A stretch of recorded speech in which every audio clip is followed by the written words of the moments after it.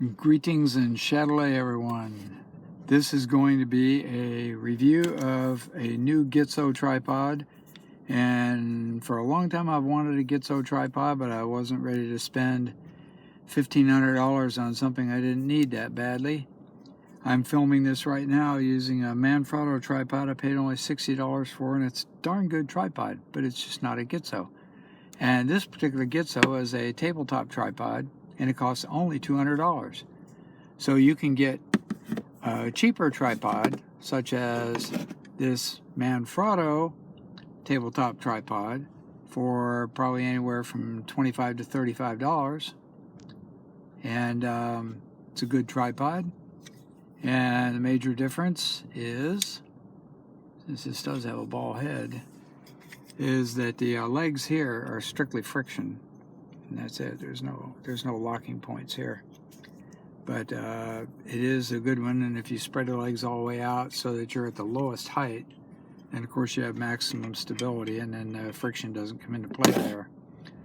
So anyway, and the Manfrotto also will allow your camera to be used vertically, but of course then you raise the legs up a little higher, depending on the weight of your camera, can get a little bit unstable or moved, so you have to be careful with that.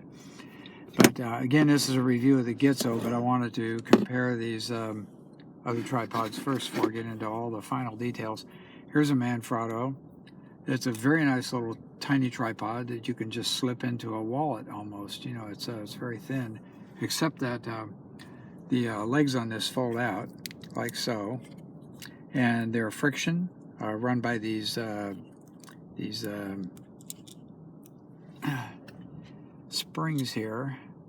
And the thing about them is they're very, very, very strong. So even though it's a tiny little tripod for tabletop, springs are extremely strong, and you can set any amount of weight on here with the thing set up vertically like that. Now if you run the legs out here at enough of an angle, and something extremely heavy might collapse the legs. But other than that,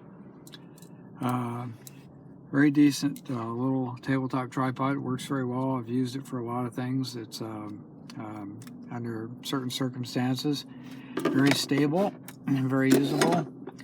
So back to the Gitzo, and let me just tapping on some of the surfaces in here. What I got sitting on top of here is the thing that comes with the Gitzo tripod, this little adapter, so that'll turn your 1/4-inch thread into something a little bigger. I forget what the actual size is supposed to be on the bigger thread, but some professional cameras use that, so they include it, which is nice of them. And here we have the way this ball head works on here is this little ring here. I'll let you just move this around anywhere you want to, and then of course if you want to shoot vertically, you can bring it all the way down like that. So you got a very small plate up here. Should hold most cameras pretty well. And so that's the ball head. It's a very nice one, very nicely made.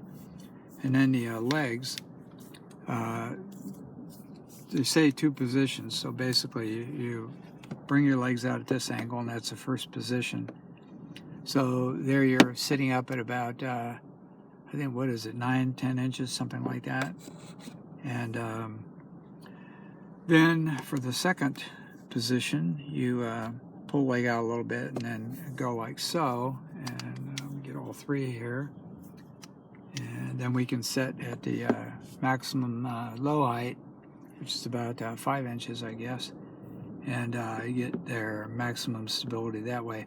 But even at the at this position here, you can put any amount of weight on here. At the first lock position, you could probably go whatever their rating is. I think it's 5.5 pounds, something like that. I'm sure you could do more than that. But I have actually set this down on a table with the legs even closer together, like so. And if the camera isn't too heavy, that probably would hold, and shoot a few exposures just to make sure. I think you could use it in any number of positions with the friction there. And by the way, the friction here is very strong, and of course you can tighten these bolts here in the legs to adjust that friction. And of course there's a couple tools that come with this that let you take the head off if you want to, and then you can put the camera directly on it or put some other head on it. And the feet on here are really good. They're not just some cheap rubber foot, but these are glued on here, and it's a pretty heavy duty foot, so it's gives it really great support. And these are carbon fiber legs. Everything else seems like a pretty heavy metal here.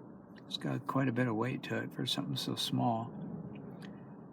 And there's not much else to say about this. It's just a tabletop tripod, but it's $200. And the reason why it costs so much is because it's a Gitzo. I guess part of that you could say is the quality of it and everything else. But you know, you can get a pretty decent Manfrotto for, you know, less than 50, a quarter of the price. Here's another one that is kind of competitive with Gitzo for price and quality and features and so on. And the name escapes me right off, but I was looking at those this morning. So anyway, there's my overall review of the new Gitzo tripod. It has a model on here, GKTBB. Now this one is black. There's another model that's not available yet, at least it was on back order, has the word NOIR in it, and it's some special finish. It looks pretty similar to this, but it's, I don't know, some kind of special finish, and that's on back order. Same price, $200. So anyway, there we go, the Gitzo GKTBB, and it's all brand new, and thank you very much.